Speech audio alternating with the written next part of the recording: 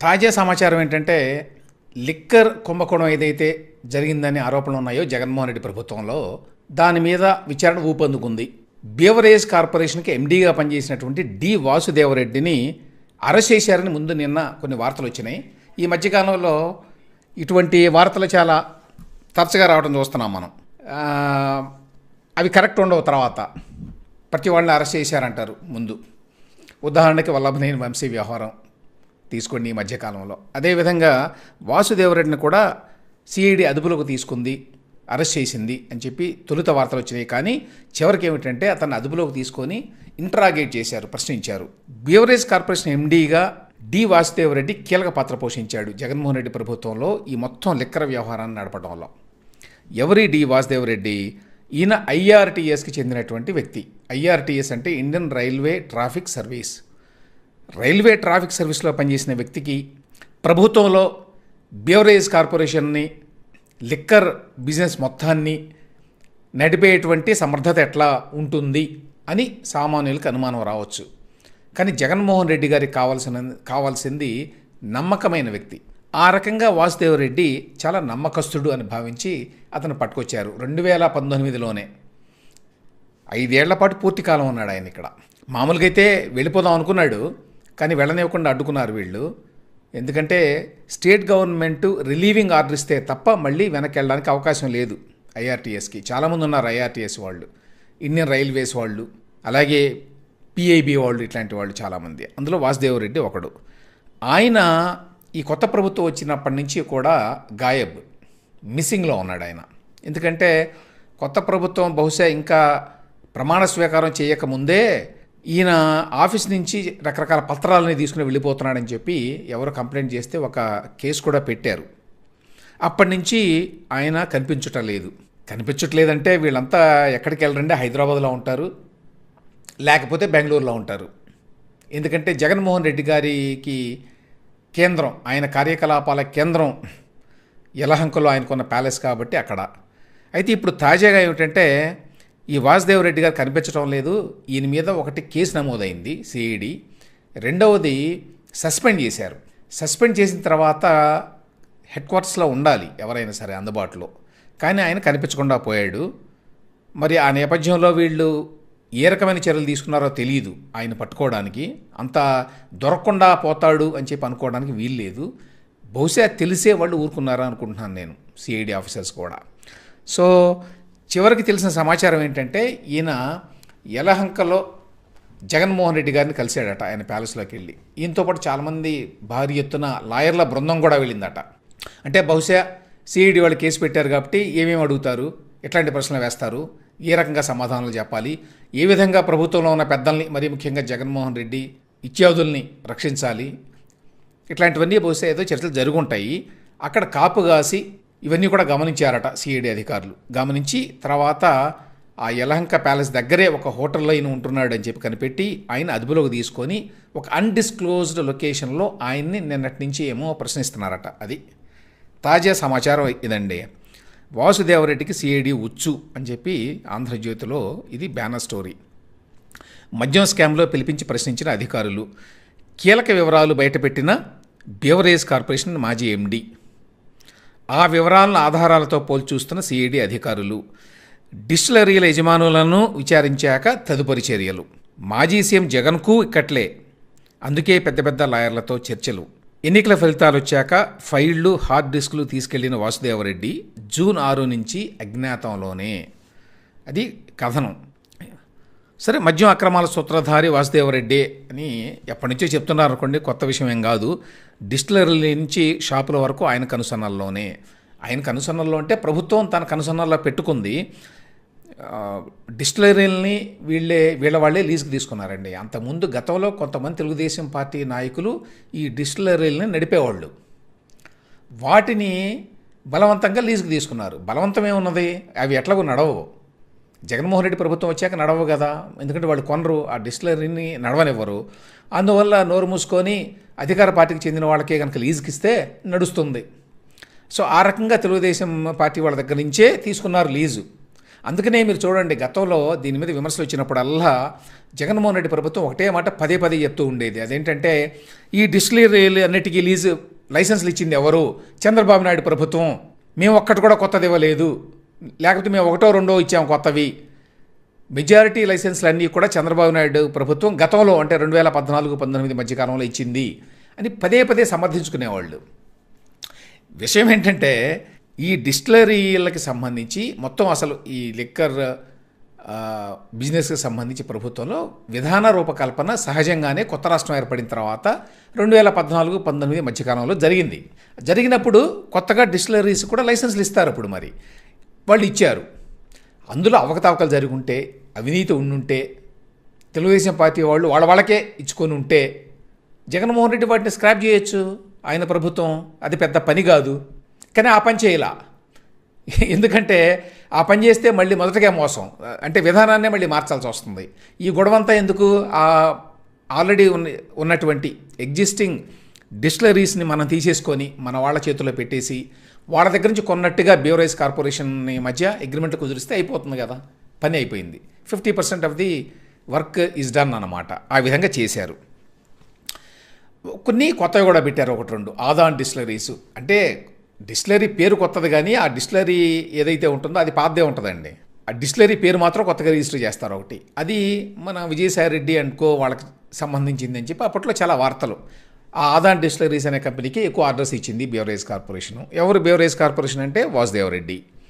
ఆ తర్వాత retail business అంతకుముందు గతంలో సాధారణ వ్యక్తుల చేతుల్లో ఉండేది. అంటే మామూలు వ్యక్తులు బిజినెస్ చేసుకోవడానికి ఒక అవకాశం ఉండేది ప్రభుత్వం దగ్గర నుంచి. ప్రభుత్వం లైసెన్సులు వేలంపాట పెట్టి ఇచ్చేది. వాళ్ళు పాడుకొని షాపులు పెట్టుకొని నడుపుకునేవాళ్ళు. అది కూడా వాళ్ళ చేతిలోంచి లాక్కున్నారు. ఎందుకు చేశారు ఇదంతా? A to Z మొత్తం లిక్కర్ బిజినెస్ అంతా కూడా ఒకటే ఛత్రం కింద ఉంటే ఇందులో భారీ ఎత్తున డబ్బులు తీసుకోవడానికి అవకాశాలు ఎక్కువ ఉంటాయి.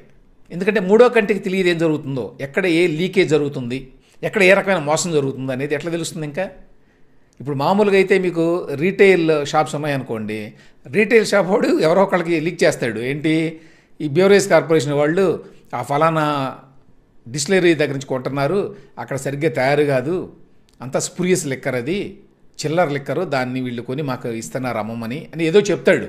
ఇట్లాంటివన్నీ బయటకు వస్తాయి. ఇప్పుడు రీటైల్ బిజినెస్ కూడా వీళ్ళ చేతుల్లోనే ఉండటం వల్ల 2-3 రకాల అడ్వాంటేజెస్. ఒకటేమో వీళ్ళకి కావాల్సిన పరమచెత్త బ్రాండ్స్ అన్నీ అమ్ముకోవచ్చు. వాళ్ళు దేన్ని అమ్మదలుచుకుంటే అది మాత్రమే దొరుకుతుంది అక్కడ. వాడు ఎంత పెద్ద బ్రహ్మాండమైన బ్రాండ్ అయినా కూడా వీళ్ళకి ఇవ్వాల్సిన కమిషన్ ఇవ్వకుండా, వీళ్ళు చెప్పినటువంటి కండిషన్స్కి లొంగకుండా ఉంటే అది ఎక్కడ అడ్రస్ కూడా దొరకదు మీకు, ఆ బాటిల్ కానీ ఆ బ్రాండ్ కానీ. ఆ విధంగా జరిగింది 2019 నుంచి 24 వరకు. జనం చచ్చిపోయారు. ఆంధ్ర వెళితే తాగడం అలవాటు ఉన్న వాళ్ళకి చాలా సమస్య. ఎందుకంటే ఎక్కడా కూడా స్టాండర్డ్ కంపెనీస్కి సంబంధించినటువంటి బియర్ కానీ, విస్కీ కానీ, ఇతరత్ర డ్రింక్స్ కానీ దొరకవు. అన్నీ వీళ్ళు అప్పటికప్పుడు తయారు చేసి ఏవో పెట్టారు కదా, ఆంధ్ర మెడల్ అని, స్పెషల్ స్టేటస్ అని, ఇట్లాంటివి ఉండేవి. స్పూరియస్ లిక్కర్ అన్నమాట అంతా. ఇవన్నీ చేయడానికి వీలుగా ఈ వాసుదేవ్ రెడ్డిని పెట్టుకున్నారు. అక్కడికేదో వాసుదేవ్ రెడ్డి వీటన్నింటినీ కాజేశాడని కాదు, అతను ఒక సూత్రధారి అంతే. అతన్ని పెట్టుకొని జగన్మోహన్ రెడ్డి చేసి ఉంటాడు. జగన్మోహన్ రెడ్డి వాసుదేవ్ రెడ్డి మీద ఏమైనా ప్రేమ అతనికి ఏమైనా ఇస్తాడా ఏంటి? కోట్లు. కాకపోతే అతను కొంత లబ్ధి ఉంటుంది. కానీ ఈ మొత్తం వ్యవహారాలు నడపడానికి కీలకమైన పోస్టులో కీలకంగా ఈయన పెట్టుకున్నాడు వాసుదేవ్ రెడ్డిని, నమ్మకస్తుడిని. సో ఆ రకంగా జరిగిందనమాట. 11 డిస్టిలరీల నుంచే 65% మద్యం కొనుగోలు చేయడం వెనక మొదలపై ఏమిటి? ఇట్లాంటి ప్రశ్నలన్నీ వేశారట. ఇంకా లోపల పేజీలో కూడా ఈ వార్త ఉంది. సో ఇందులో మిగతా కొన్ని వివరాలు అంటే ఆయన చెప్పాడు అని చెప్తున్నారు. ఎంతవరకు ఈ వాస్తవాలో తెలీదు. మంగళగిరి సిఐడి కార్యాలయానికి వెళ్ళి ఫిర్యాదు చేశారు. జూన్ 7న 12 మంది సిఐడి సభ్యుల బృందం హైదరాబాద్లోని వాసుదేవ్ రెడ్డి నివాసానికి వెళ్ళి ఆయన విచారించింది. కీలక డాక్యుమెంట్లు, ఫైళ్లు, హార్డ్ డిస్క్లు స్వాధీనం చేసుకుంది. ఇవంతా పాత కథ అండి. అయితే ఎన్నికల్లో పరాజయం పాలైనప్పటి నుంచి జగన్ తరచూ తన బెంగళూరు యలహంక ప్యాలెస్కు వెళ్తున్నారు. అక్కడ కూడా సిఐడి నిఘా పెట్టింది. ఈ క్రమంలో వాసుదేవ్ రెడ్డి కొందరు న్యాయవాదులతో కలిసి ఆ ప్యాలెస్లోకి వెళ్ళినట్టు పక్కా సమాచారం అందింది. ఈ క్రమంలో ఆయన సిఐడి ఈ నెల 16న అన్నమాట జరిగింది. ఇది 16న పిలిపించి ప్రశ్నించినట్టు సమాచారం. ఈ సందర్భంగా కీలక వివరాలు ఆయన బయటపెట్టినట్లు ప్రచారం జరుగుతోంది.